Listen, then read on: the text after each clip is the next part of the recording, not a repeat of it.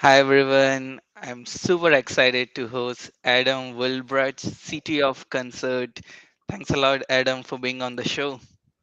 My pleasure to be here, Mayor. It's a thrill.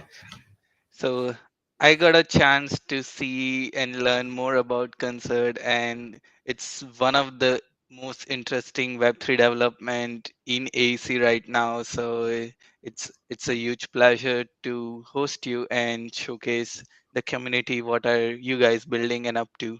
So, Adam, before we do a deep hmm dive on concert, uh, can you walk us through your journey in AC? And if I were to ask the top three highlights of your career, what would they be? Oh wow, the three highlights. Okay, yeah. Well, what's funny is I think it's worth noting I'm Generation X, which never gets talked about. It's either you're either a boomer or you're a millennial, and the millennials and boomers are doing, have this technological divide. But Gen X, I was very much computers came into being during my college education basically and in grad school, but they were still pretty primitive. People were using form z and uh, you had to go to the computer lab, which was behind locked doors. Computers and their power were very expensive and scarce resources, and even students who used computers were accused of cheating, especially if they made perspective drawings using computer underlays and things like that. It was considered to be a way of avoiding doing the hard work. So it's been quite an arc.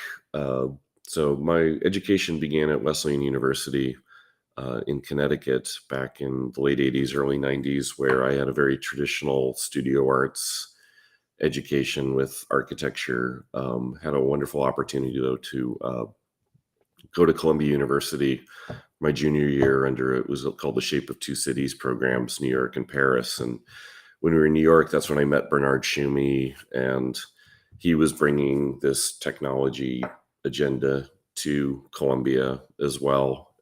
But again, it was still it was a secondary tool. It wasn't a primary tool. It was kind of, you didn't actually talk about it, but you knew it was there. Uh, and then after I graduated from Wesleyan, I went to SciArc out in California, Los Angeles.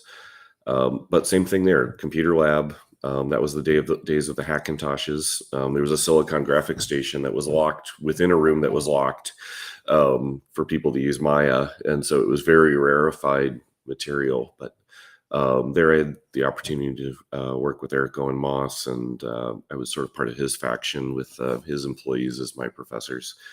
Uh, and at the same time, I was working for a company called Cunningham, which is an architecture firm based out of Minneapolis and Los Angeles. Um, and I was with them for 30 years. So out of college, I started working for them. My first job with them was effectively as their initial AutoCAD manager. And as I went through my career at SciArc and working for Cunningham in Los Angeles, the day came, it's like, are you going to be an architect or a technologist? And I decided, well, I'm going to be an architect. I'm going to school. Why wouldn't I do that? And so for 20 years, I practiced architecture, but I was really great at AutoCAD, eventually moved into Revit in the early 21st century.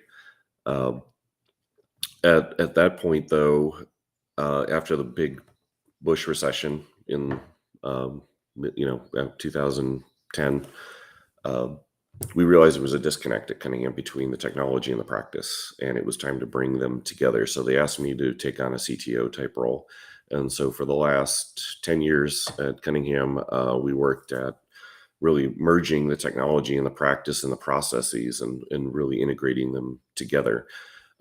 Meanwhile, watching the evolution of BIM, but also seeing that we're still delivering traditional 2D documents. Despite BIM and all the intelligence of the design, we're still sitting behind this AIA E203 document that says, enjoy using our data, but you can't use it for anything valuable. You can't trust it. Actually, that's the big thing. You cannot get any right of reliance from the data. You can only use it at coordination at your risk, not at the architect's risk. So that always really stuck in my side. And I know amongst a community of others, um, I eventually joined the AIA Large Firm Roundtable for CIOs. And so just was able to join this very large conversation of how are we going to get to using the value of these 3D artifacts we're creating, and put them at risk, give them right of reliance.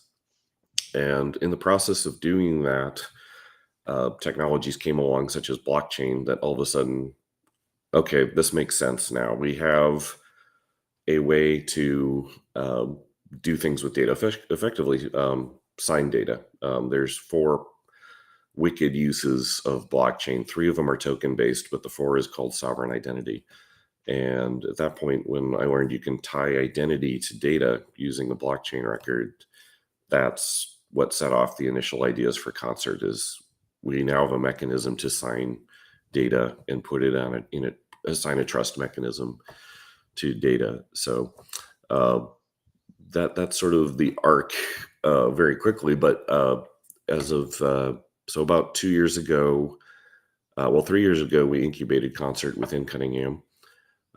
So Cunningham put forward the initial funding. Other firms came on board later to help us out, most notably HKS, who also had some technology that they used for the purposes of putting SoFi Stadium's big canopy together with 37,500 machine fabricated triangles that, they had the opportunity to either print out 37,000 8.5 by 11s describing each triangle or deliver the data digitally. So they created a technology similar with where they were hashing the files and attaching effectively a raster image of the signature to those files. And we brought all that together to form Concert along with investment money. A few more firms invested as well. And for the last just over 2 years now, we've been an independent company. And earlier this year, I left Cunningham to work full time with Concert. And at this point, we're a startup, and we're gaining customers by the day, and making Web3 a reality, and enabling digital delivery to actually happen. Oh my God, that's incredible. Like, um, I can't wait to see the demo and like get to know how it works and the challenges building it. Mm-hmm. The challenge is certainly building it. And the challenge is really to invoke change. Change management in architecture is incredibly hard. Architecture hasn't really changed since ink first hit papyrus, really. So to get people to think about 3D and then also change their attitude towards these 3D artifacts that they're creating. So these 3D models are human readable, but they're also machine readable. And so we need to change this culture of, well, I've got my Revit file, it's time, but because I've got all this risk protection from my indemnification letter or the E203, we can just throw the data over the wall.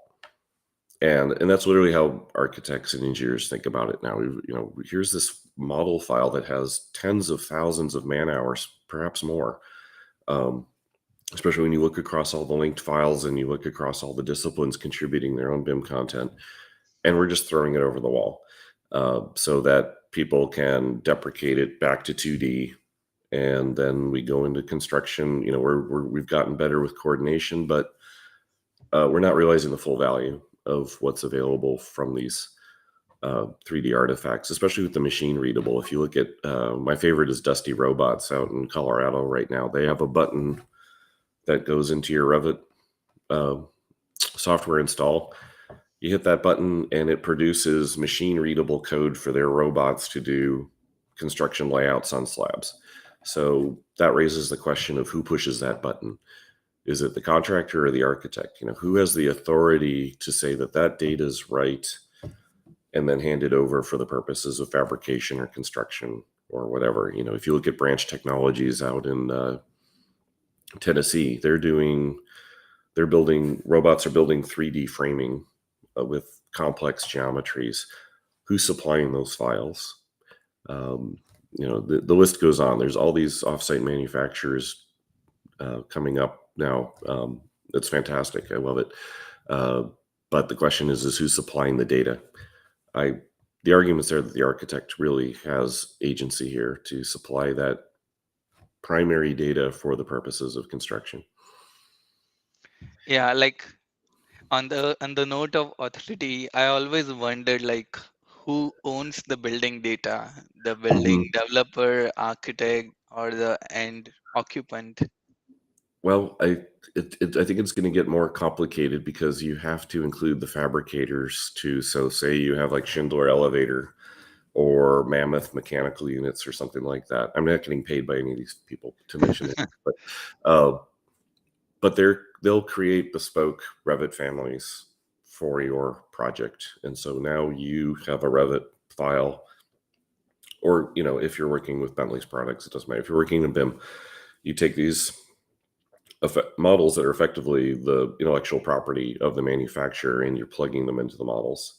And eventually, a model becomes a bit like Theseus's ship, is that you take the architect's information or the engineer's information, pull it out, and you put in the manufacturer's information.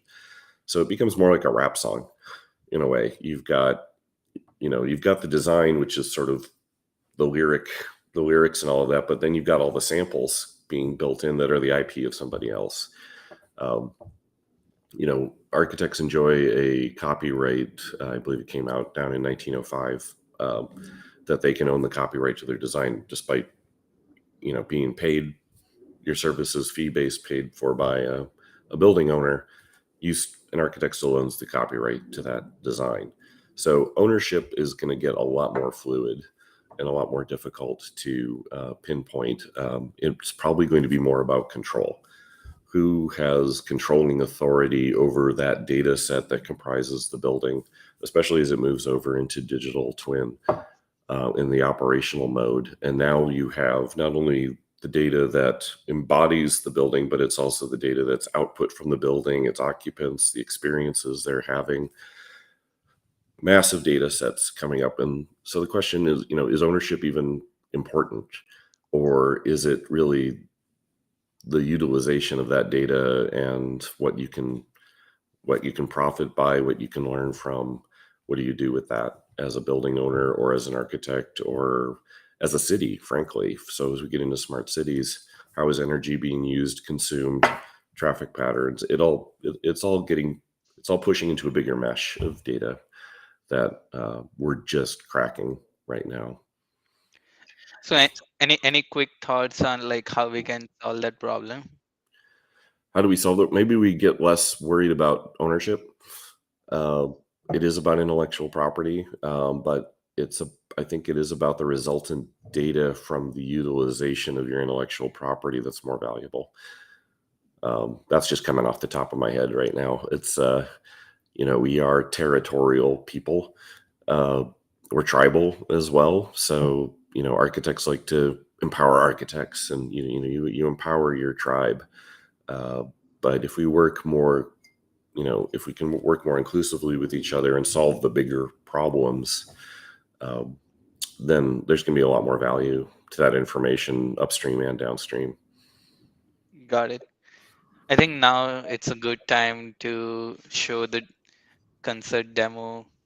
Sure, sure. It's after talking so big, it comes down to a. Hopefully, I do this right. I'll share my screen, and you will all see my web browser. First and foremost, just let me know. Can you see my screen now? Yep. Okay. So first and foremost, if anyone watching here wants to get to know us, they can come visit us at getconcert.com. Uh, what we have is a web app. There's no installed software. It's completely web hosted. All you really need is a Chromium based browser to enable the drag and drop functions. I won't be giving a full demonstration of the software, but we'll get kind of right to the punchline of it using our demo project called Project Overture here. And the meat of our product is in collections. Collections is where we write a smart contract, and we're calling them collections because we are embodying the paradigm of the delivery package. So we as architects, engineers, we put these packages of data together. In this case, they're drawings, but the future it's going to be a hybrid of data and drawings, but ultimately it's data files. Um, Concert doesn't care what the data format is. There's some other blockchain companies out there that are focusing very solely on BIM. We don't care. Data is data. It can be a napkin sketch that you photograph. It can be output from a Rhino file. It can be machine readable code. It doesn't matter. And frankly, all of those can be bundled into one, into a common collection or into multiple collections. On top of that, I think we need to talk about what's happening and what the new contracts are going to start looking like as we get into digital delivery. So starting in 2023, AIA is going to come out with a new E201, 202, and 203 documents that are going to create different scenarios for how right of reliance can be assigned to digital files. And the E203 is going to be the most powerful because it's going to allow digital files to actually act as a legal deliverable. People call it different things. There's a acronym called MALD, M-A-L-D, model is legal document, digital project delivery. But the bottom line is that you're delivering digital artifacts that have right of reliance. So in order to do that, and we've had conversations with legal insurance companies, what the common language is right now is that there needs to be some way to authenticate and some way to authorize the data so that if anything happens downstream, a slab curls, there's some defect, some sort of legal claim, you can go back and you can identify the exact data that was exchanged. Paper's a little easier. There's sheets, things like that. But you need to be able to authenticate exactly what was exchanged. And then the authorization side of it is, well, how do you sign a BIM? How do you sign a digital file?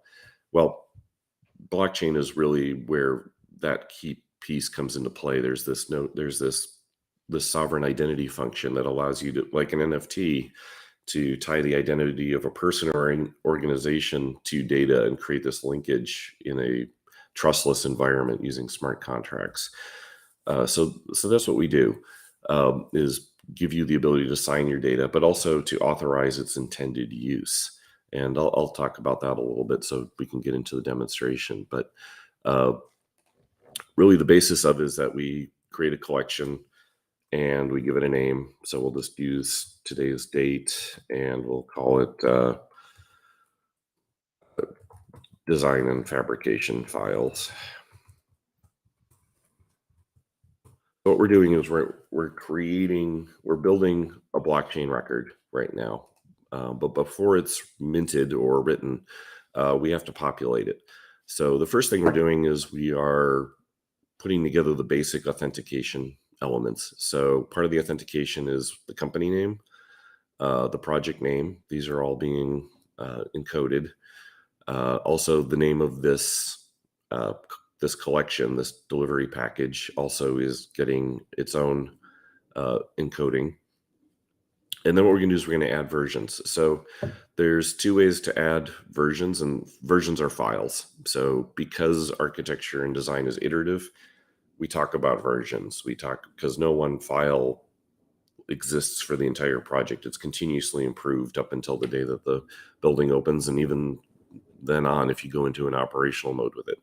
So versions can come from outside. You can drag and drop files, or from versions that we've registered within Concert. So we have this assets tab, which is basically where you can store the payload that you put into your smart contract. Now, we do have integrations developing. We already have one with Autodesk Construction Cloud, so that it's very easy to pull your assets off of Construction Cloud and populate them into our collections and smart contracts. So what I'm going to do is grab some fabrication files, so some common CSV files. We have multiple versions of these files already in our repository here, but we'll grab those and we'll grab a Revit file and we will select these. Now, what we've done here is that it's not the actual file. Now, we do have the actual file on Concert right now, but what we're doing is we're only really interested is in the hash of each of these files. And just for the basis of time, people might need to do some homework on their own. But what a hash is we use the SHA-3 algorithm. So anyone can do it. And we scan each file and we derive this unique fingerprint hash. So what we're doing is we're writing a smart contract that takes this authentication and identity information and marries it with the hashes of all of the files that are embodied in the collection. And then we get to a green button, which means we're going to actually write a blockchain record. So we're using Ethereum right now. There are other options coming.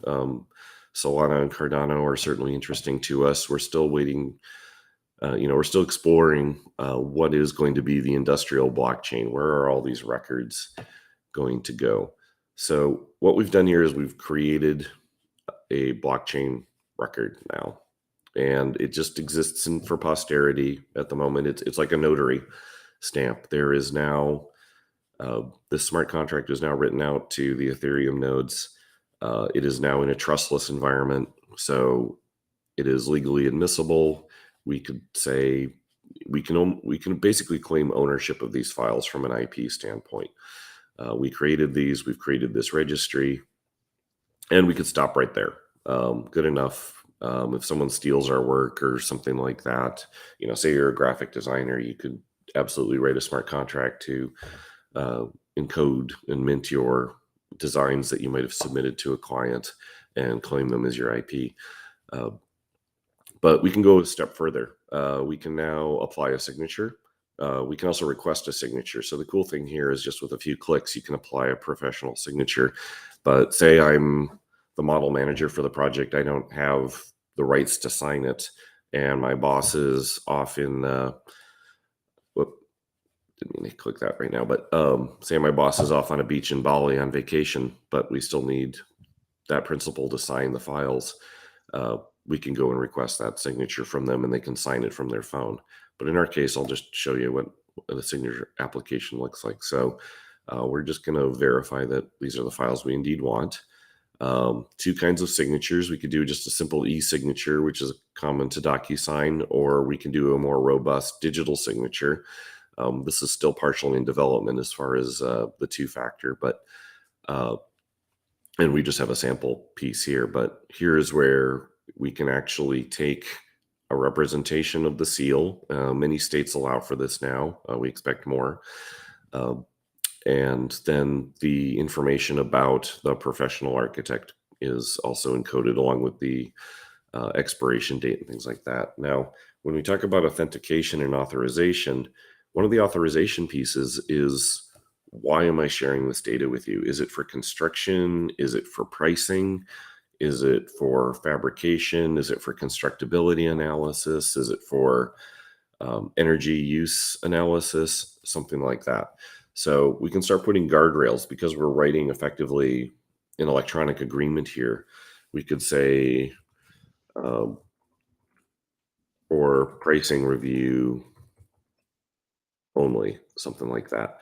And especially as we go forward and we're delivering models, everyone's worried about delivering the perfect model. Well, you don't have to. Through this signing statement, through this authorization, you could say the model data that we're sharing is only good for designing the roof slopes or building the roof slopes or the structural frame or the slab dimensions, something like that. So you can qualify the data that you're sharing and what parts of it can be used and what not, the window assemblies, something like that. Now, obviously you wouldn't be signing with a stamp and seal for a pricing set, but bear with me here. We'll just do that. And what we'll do is we'll sign this collection.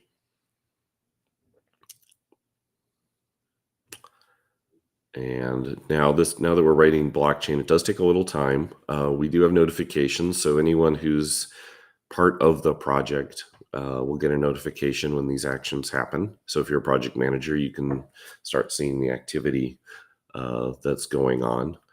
Plus, since we acknowledge a hybrid environment, we also allow you to print paper affidavits of the transactions. This is particularly important right now in the transportation world, where multiple engineers are applying signatures that will apply to common files.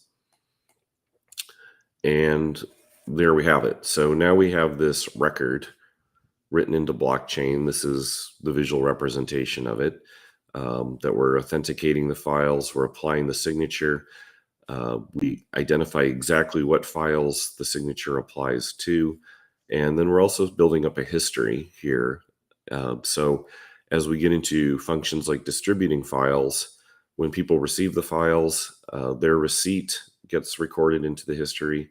That's also recorded on blockchain. We can also request approvals. So this enters into a fun scenario where, say, for the purposes of schematic design, I want to deliver an Enscape uh, virtual walkthrough, something like that, instead of documents. And then the building owner, can do this virtual walkthrough, and they can actually record their approval that you have fulfilled schematic design by virtue of this deliverable. That gets written into the blockchain as well. So it becomes really powerful record of your files, who they were shared with, and then, basically a provenance of how they are used.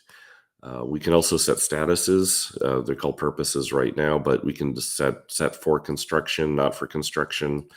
We see a place for this to add in ISO 19650 statuses. So is it published? Is it shared? Is it archive? Is it work in progress? Things like that can all be written. And the way this looks in the end, so what I'm actually going to do is log out here, and hopefully I have the right file here. And if not, I'll grab one that is. Nope, that's not one of the ones we just registered. I knew that was going to happen. Let me grab it from here. So this should be one of the files we just registered and signed. And so what I did is I just dragged and dropped the file from my desktop effectively. So if anyone in possession of the file can actually do a lookup on the file and then gain all of this information. So we know it's the latest version. We know who owns it. We see that it's signed. We see that it has some guardrails around it as far as authorized use. We see that it's part of this collection, and we can click into this and we can see all of the files that are associated with it in this collection. So we understand the full context of this file. And again, this is all written into blockchain. It's all provable, it's on a decentralized record system. So nobody can tamper with it. Nobody can doctor it. And you have effectively a trust mechanism for file sharing. So I'm going to stop screen sharing. Oh my god, that was an amazing demo. I could only imagine the time and effort it took to develop this product. But like, if I'm not wrong, like the SHA also ensures like if there is a same file duplicated in other revision, it will have the same CID, so you won't store like the same memory, like it will Mm-hmm. point it. It works for, it absolutely works for deduplication, but it also works under the understanding, and that this is something we're still developing as a theory, but it keeps playing out, is that this notion of a common data environment, it's actually going the opposite way. Every authoring platform out there has some sort of storage mechanism tied to that authoring platform that gives you a set of unique services. So if you're using Leica, you're doing LiDAR scans, you want to host that file on the Leica platform because you can enable all these special viewing and commentary pieces. If you're on, obviously ACC is very powerful, and they're trying to get everyone into their walled garden, but it's really moving the opposite way. All the field services, they all want the file, even moving files into Navisworks. So the question becomes, I'm about to do a clash detection and you could have 40 files. How do you know they're all authentic? How do you know they're all the latest version before you start that clash? So if anything, with all of this digital exchange and digital files as legal deliverables and having right of reliance, there's going to be a lot more of them. There's going to be a lot more complexity. Phil Bernstein's been talking about this for years, is that the cadence of releases is going to just It's going to be higher frequency, higher volume, higher complexity. And how are you going to manage all of that? We think Concert is going to be the solution because every file is basically going to have a dog tag on it that's going to tell you, one, if it's authentic, because you don't want to run a clash from a file that someone's accidentally opened up and moved a duct over 3 inches, or even a door swing is switched the wrong way, which then violates ADA. This offers the risk protection that everybody needs to openly share. That's awesome. And like one of the way like I've seen authorization on Ethereum is like the EIP like 712 like signature where you sign it like Mm-hmm. in MetaMask. Like in your demo, like we didn't see any like MetaMask arrays like authorization. And when Mm-hmm. I'm creating record on blockchain, like every transaction costs some gas monies. Like who how does that work? So we have a wallet model. It's effective that when you create an account on Concert, you do create a personal wallet. And the interesting thing is, we don't sell seat licenses. You pay postage. So when you create a blockchain record, you pay when you hit that green button. Basically, it's $5. So your wallet is portable. So you might be working for, I'm not going to name firms, but you might be working for firm A, as a principal, and you're signing things, but then you might move to another firm, or you might be signing things independently. So your identity is portable.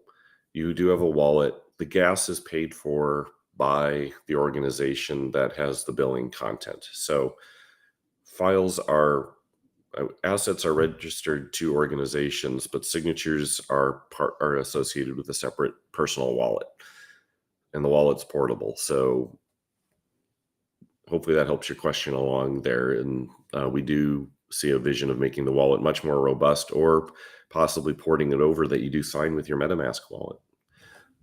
That's perfectly plausible at this point in time. Again, we're a startup, so there's a lot of ideas and territory we're still uncovering. Our basic mission was to really solve the problem of how do you sign a BIM, because we can't go forward until you do that.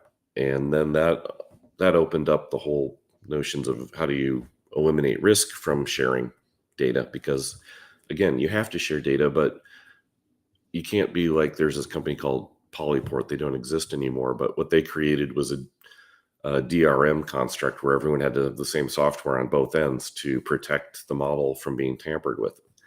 It's a non-starter. You have to share the data, but you need to have some way to basically watermark exactly what you sent and reduce that risk. But with blockchain technology, with wallets, with sovereign identity, with smart contracts, let's go back to that schematic design example. We could, we have the potential in the future to set it up that when that client reviews the Enscape walkthrough and hits approve to complete SD, that could initiate payment to the architect. So they're not waiting 90, 120 days for that check. It's automatic, and they've got a contractual order to proceed with design development. For those of you that actually read AIA contracts, you're not supposed to move from one phase to the next until you have written approval from the building owner to move to that next phase. So smart contracts can start doing so much more. I mean, the potentials are pretty amazing. Got it. And like so that I get the blockchain and data Mm-hmm. connection right. So you convert all the project data, Mm-hmm. like owner data, like files into hash, and Mm-hmm. that goes into record into smart contract. So Mm-hmm. you have your own smart contract, and every time someone creates a record and does the transaction, it creates a new instance. It does. And yeah, and that smart contract also has a property, let's say digital signature attachment, and when that function is called again, that data is appended or added to that instance created earlier.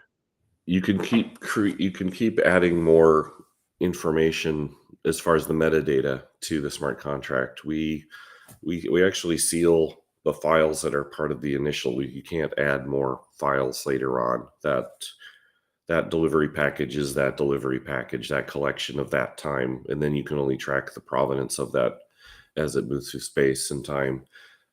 When the next iteration comes along, you write a new contract with the new information. Now, you might include some of the older files and repackage them in a new collection. That's fine. One file can be in a million collections. So say you had some standard boilerplate content. You can use it for RFPs. You can use it for, early, data that you're using to inform your design. So maybe there's a very specific GIS data set that you've used to inform the design. You can actually, notarize that and record it into Concert. You don't even have to distribute it. You just have to say, this is the exact data set we used to inform the design at this time. And then you have that certainty if you ever have to go back to it as a reference material. Maybe it's a survey that you took with a community group and it's the results of that survey. Again, claims come up for the weirdest reasons, but you can have certainty that this is the exact data we used to draw these conclusions for the design. So it fits through the entire spectrum. Got it. And I like how you efficiently like use that like the blockchain, because you are not storing the files, you're storing the CID, which is like just like efficient, because like blockchain for storage is like crazy, like the amount of gas fees one will be paying. So using that CID, using that public Mm-hmm. ledger, and also having all the uh, transactions noted on chain, like you have that Mm-hmm. accountability feature. So it's like best of both worlds. Mm-hmm. And you can apply your own data strategy, your own data protocol. So you can store the data with us if you want. You don't have to. Um, but Concert provides a nice way for all the data you have distributed on all these SaaSes to come down to one place.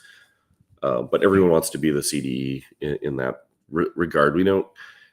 We see ourselves, the CDE we see ourselves as a common data exchange, not a common data environment. So the files can come and go, as and the records might, 50 years down the road, the records might very well be maintained while the data has disappeared, but you still have the record that exchange actually happened.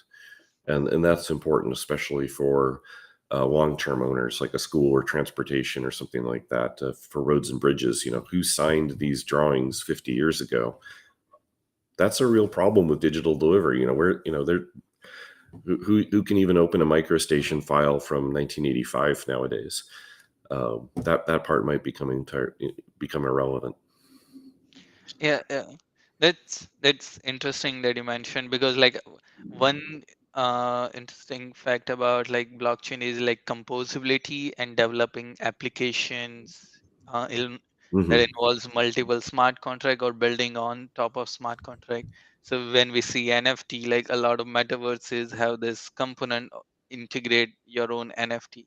So I'm Mm-hmm. thinking if there's like 3D model data or any also 2D and data are there, and Mm-hmm. if I want to create my own digital twin metaverse, and if I can read this CID of a particular project and import that 3D model by reading Mm-hmm. from that, like there could be interesting applications. And then in that, now we can start controlling IoT from Yep. metaverse, like to your We point haven't, of control.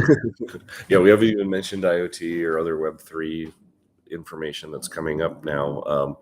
IoT data, again, if I'm buying a building and I want to go through and review all the IoT data, how do I know it's not authentic?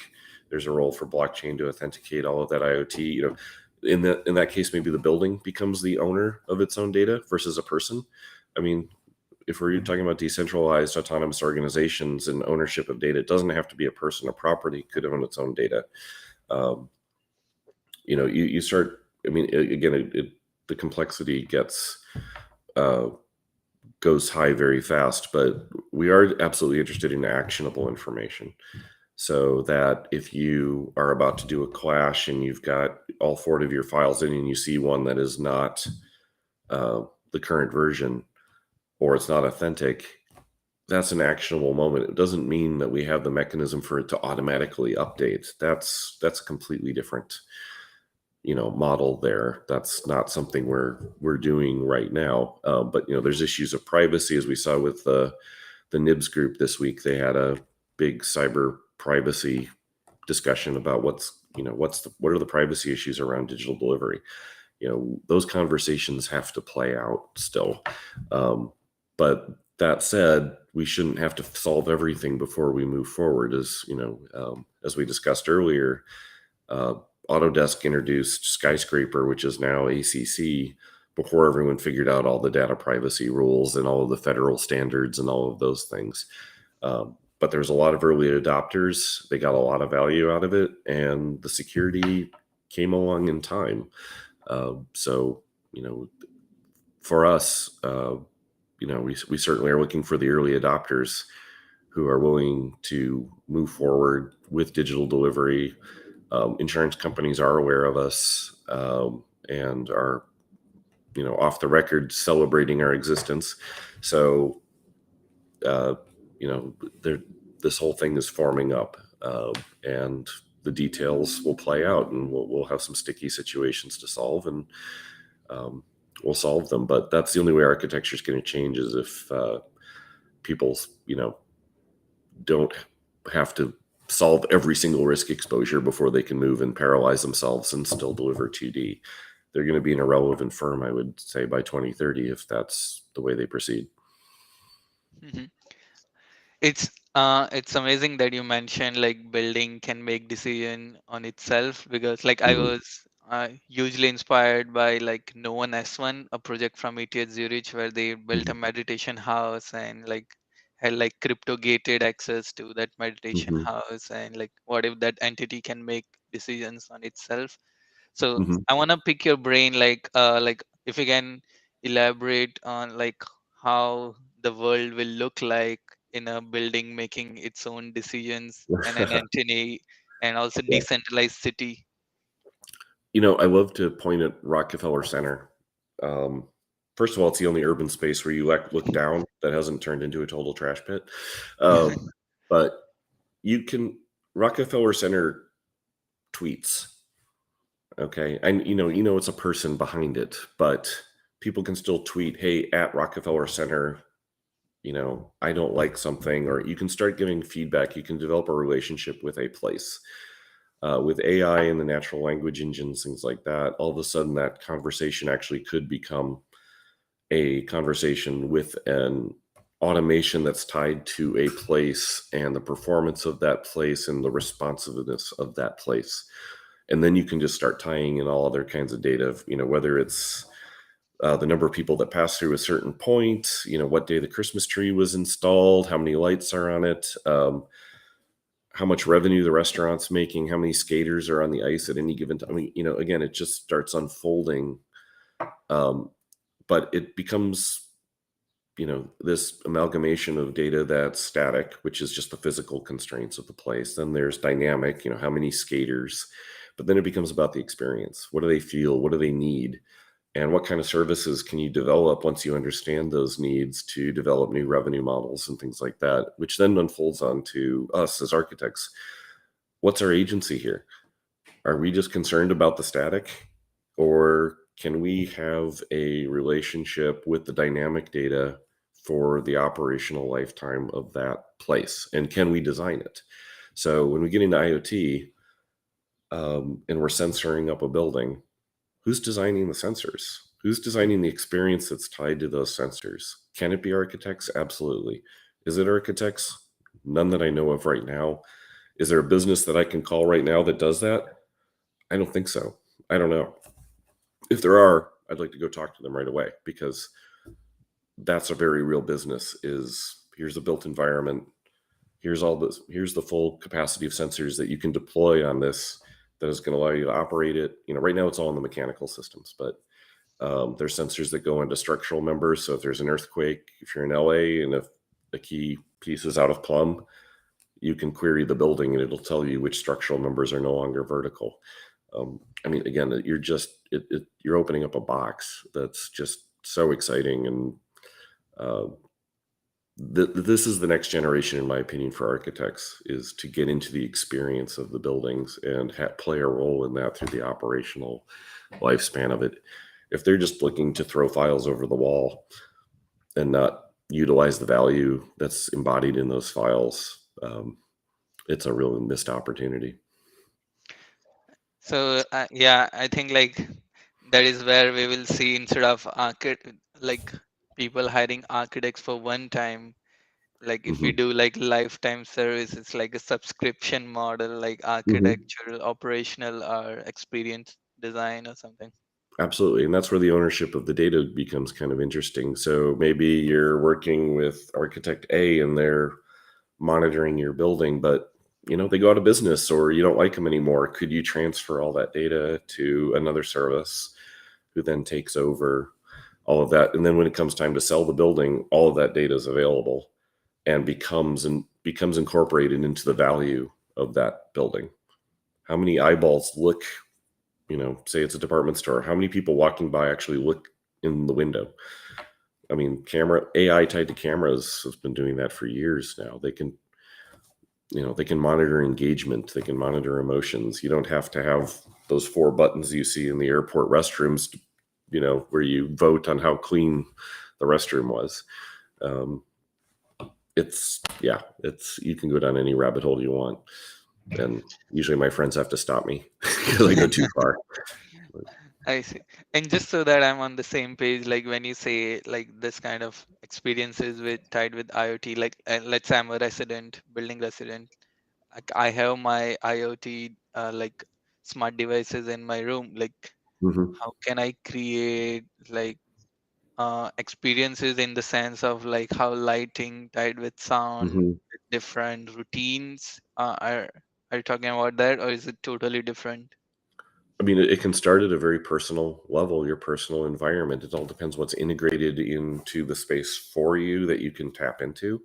We think of Wi-Fi now as the utility. I was just in Europe, and I didn't bother getting a SIM card, so I was sitting there scavenging Wi-Fi, and I already had expectations of where I could find it. If I went to a restaurant, I had a 50% expectation that there would be something, or if it was a really large retailer, there would probably be something. But if it was a small mom and pop shop, I had no expectation. So, but then you get into programmable lighting devices, that smart thermostats. So your personal environment can become very personal. There's Schneider Electric tells some wonderful IoT stories of, I know, Sarah going to work, by virtue of a camera reading her license plate coming into the parking garage. They know she's arrived, and it gets the elevator staged to receive her. It turns on the lighting and gets the temperature correct in the office she plans to occupy. uh, and then again, you can go down a rabbit hole of all of the functions. So, but then if you get into decentralized autonomous organizations, now you're talking about buildings like with on-site battery storage of power. So, say the building next door, and your neighbor, instead of borrowing a cup of sugar, needs to borrow a few kilowatts to get through the night. Does it have to go to the grid, or can some sort of uh, financial exchange happen where that power is exchanged from one building to the next to satisfy its services? Or it has an unoccupied space like a WeWork type meeting room. Maybe you can walk by with an app and lease that space for an hour, for a day, for a week, without ever engaging with a human being. The building conducts the transactions. And then again, who writes all of this? Who builds all of this? And who creates the taste culture behind what you should be able to expect from a building as you walk by? Like, I can get space from this, or I can, is there an available restroom? Take, again, that's from the Europe experience. So public restrooms aren't a thing there. Uh, you have to pay. So which surprised my son quite a bit. So, uh, I yeah. see. And I see like there is a potential of like building as a DAO, where like if all the tenants are like, let's say, NFT holders, or like they can vote and have a consensus around like major building decisions or amenities. We're certainly seeing that with fractional ownership of buildings, and community groups could actually go in on a token, this is outside my expertise, but uh, say there's a community asset that everyone wants, they can fractionally go into it, and then if it generates revenue, they can get their fraction, payback. It could be a Broadway play like The Producers. What if Zero Mostel was selling NFTs versus you know bad contracts for 80% of a show? So it's cool stuff, right? Yeah, I just had a thought like when a lot of like DAOs and protocols are developed, like they issue to the community and there's Hmm. like incentive to participate or contribute, and then the token value rises or like Hmm. different mechanics. How would a revenue model with a building as a digital asset tied with the own fractional owners will look like? I'm just Well, you're seeing that potentially with stadium projects. These big public builds, or where they're trying to avoid public money, but it allows you to contribute. You It can really lower the threshold to contribute. Again, this is my own limited understanding of all of that, but you could. I think of the Green Bay Packers that are sort of owned. They're the only publicly owned football team, but you could own for $5. You could own a piece of the Packers, or a building, or 500 million. And when there's revenue, you get your share back out, or when the building sells, or let's translate that to architecture. This is where architects can become part of the funding mechanism. So there's design build, but why isn't there finance design? So the architect can come with the financial instrument to make this community asset from the community, versus having a one percenter type owner um, have to be the primary funder of that when it's all first costs. It also allows you to push all the first costs into revenue distributions downstream. So you take a risk, you don't get paid up front, but by having that fractional ownership of the revenue coming off the back end, that's a place where architects could get lifelong revenue, break this race to the bottom fee structure. I see. Yeah, like I'm just like amazed. Like we haven't seen any like crowd-funded architecture finance like build. I have to think that someone's tried it, but it probably didn't do well. I don't know. I don't know. No, I'd be thrilled if anyone listening to this could share, different, we've certainly seen many architects get into the design build game, and some be successful, and some crash and burn by virtue of their own bad habits of, just continually iterating versus designing, finishing, and building on budget.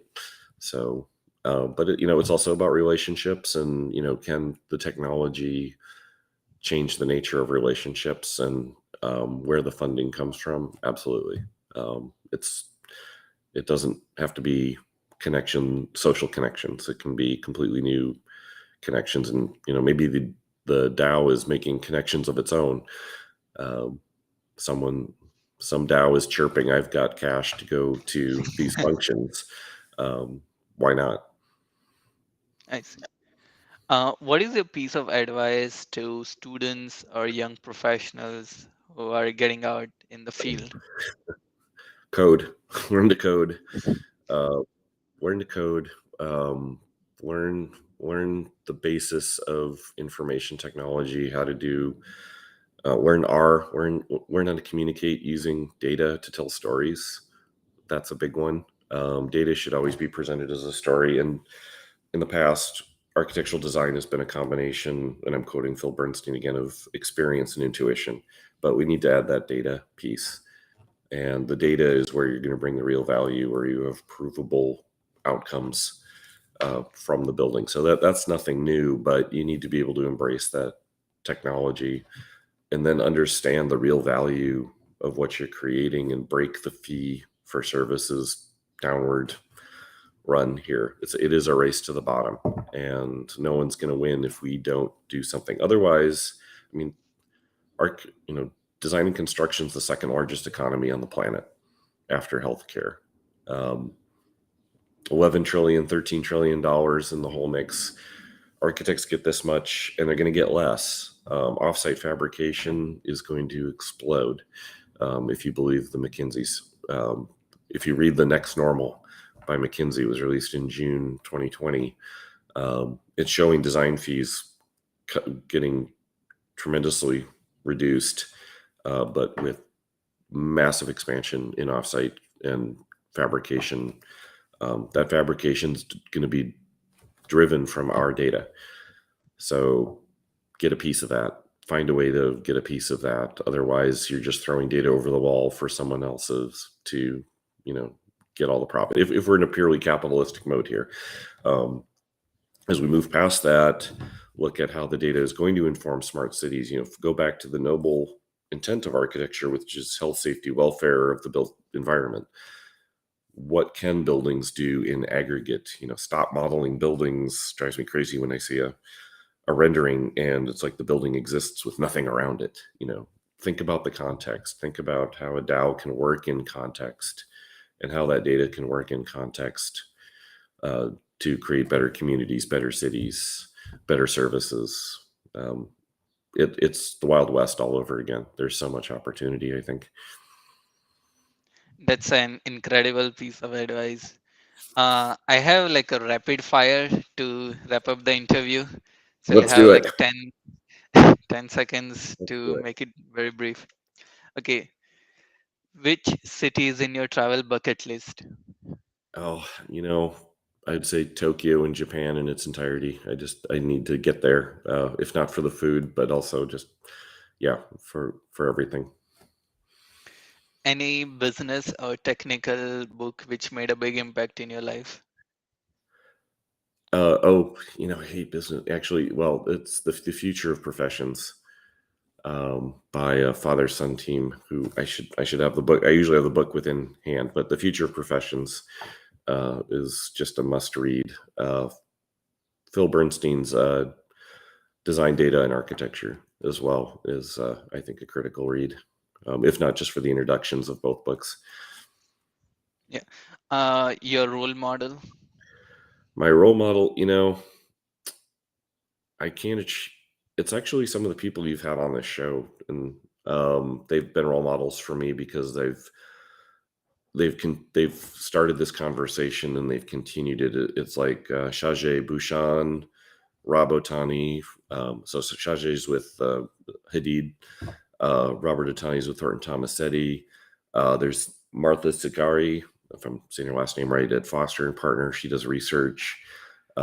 Brittany Holmes, who viewed it on the show, she's young, but she's got all the energy and the insights of what's coming, and what we can do. There's Rachel Riopel at HDR, who's leading NIBS and digital delivery. It's all of these people who are interested in being interested. And I got that from Chris Parsons at Knowledge Architecture, which is also a place where they have a cache of videos about just how do we change? What is change management? What do we need to do with the lessons we've learned? How do we integrate technology and research and really move the needle versus just talk? Architects love to talk, but we need the investments. I'm beating out the 10 seconds here, but the big firms, everyone needs to invest in what's next and hopefully do it collectively in some way, if possible. I see. Your favorite movie? A good movie is one that's quotable, especially, almost becomes code with the people that you know and love. And I think Goodfellas fit that mold. So it's just, I love Scorsese, and architecture is also has a lot of ties to cinematography and filmmaking. And it's a very architectural film for me as much as anything, but I love it. I see.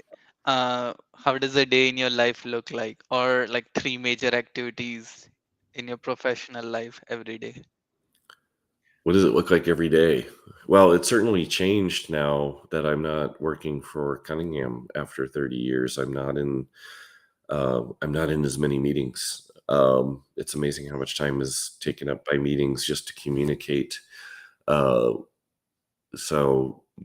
that's a big piece. The next piece is just research. It's actually getting to know people like you and setting up Friday, uh, just virtual coffees with, what I loved about LinkedIn is I can set up I can find someone out there who has a common interest or who has something that I want to learn. And I've learned that people love to teach and they love to share what they know. So, I recommend this for anybody. Set up a virtual coffee with someone for 45 minutes every Friday, and just share with each other what you know. And then the third one, I think, just comes from living at home, or living at home, working from home.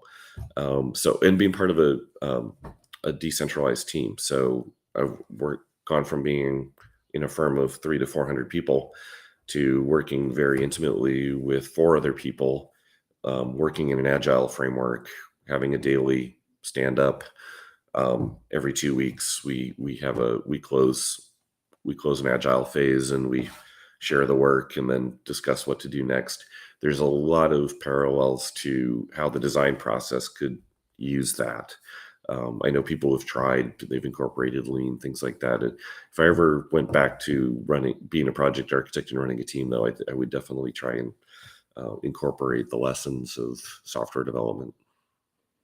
I see. Your hobbies? My hobbies, food is a big one. That's a core piece of my relationship with my wife, is we love food. I married well too. She makes amazing cocktails as well as concoctions. Uh, I miss rowing. I did that in college. I'd love to get back to that, as we move out of COVID territory. So those are two. And I love, honestly, video games and where gaming engines are going and the immersive environments and um, the potentials and what people are doing with them, just from the art direction. I mean, gaming has exceeded film as an annual budget and development costs, and it shows in the stories that are being told, and it reinforces this notion of data stories. When you talk about data, you need to tell a story. You need to have an outcome, and that can lead into the built environment and what happens in the experience of that environment. I see. And what is one thing that most people don't know about you, but will be surprised if they get to know that? Oh boy, maybe that I'm a 53-year-old gamer. That might be what surprises them or doesn't surprise them at all. But that's that's where, and probably I'm an urbanist at heart too. Just it is about the built context. It's not about architecture as a statement. It's really about the built world and all the potentials that are coming for that. And yeah, I think that's probably, I see. without being And too awkward. Yeah. no, no, lastly, is there anything which we didn't cover in this interview and you would like to share? There's, if you can indulge me, this is also a takeaway from my career is, as we get into this inclusivity, equity, and diversity and social justice in firms, and there's been quite a bit of investment in it. Um, and this also comes from my sister, who is a neurologist. Is uh, there's sort of a category, I think, on the tech side that needs to be addressed, and that is neurological diversity. These are people that are on spectrum, uh, whether it's autism, or I know the terms have been changing, thanks to my sister. But I've seen people who are incredibly talented not fit in at architecture firms because they lack the inherent social skills that architects expect and desire in their communities, yet they're bringing the capacitive capability and payload and talent uh, to move the firms forward. They might not fit in socially, but the value they can bring, if they're understood. I've seen too many people lose their jobs because of this. They don't get along with others, or people don't like them. Well, they can't help it. The expectations need to change to see the talents that they can bring. And if that's one message I'd like to expand in AEC for sure is just the talent we're missing. Engineers and coders have a better, uh, I guess, tolerance or relational capability, but architects, it's been a real issue. I've seen it across the board.